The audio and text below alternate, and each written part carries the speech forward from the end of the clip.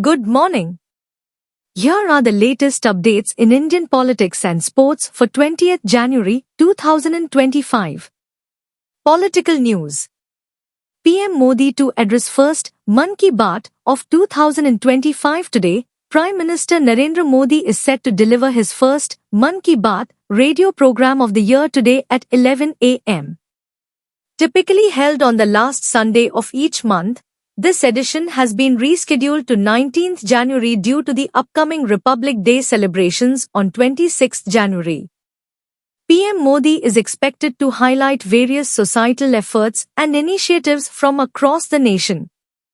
India likely to reduce disinvestment target by 40% for FY25. The Indian government is anticipated to lower its disinvestment and asset monetization goal to less than 300 billion rupees for the fiscal year 2024-25, down from the initial 500 billion rupees. This adjustment comes amid challenges in selling state-run firms, including the planned sale of IDBI Bank. Efforts to advance asset monetization continue despite regulatory and valuation hurdles. Police volunteer convicted in Kolkata doctor's rape and murder. A police volunteer has been convicted for the rape and murder of a junior doctor at Ajikar Medical College and Hospital in Kolkata. The crime, which occurred on 9 August, sparked national outrage and led to medical strikes demanding better security in public hospitals. The convict faces sentencing, with potential penalties ranging from life imprisonment to the death penalty. India set to allow 1 million tons of sugar exports this year. Despite an anticipated production shortfall, India is expected to authorize the export of 1 million metric tons of sugar in the current season. This decision aims to alleviate local stock surplus and stabilize domestic prices, supporting sugar mills facing low prices.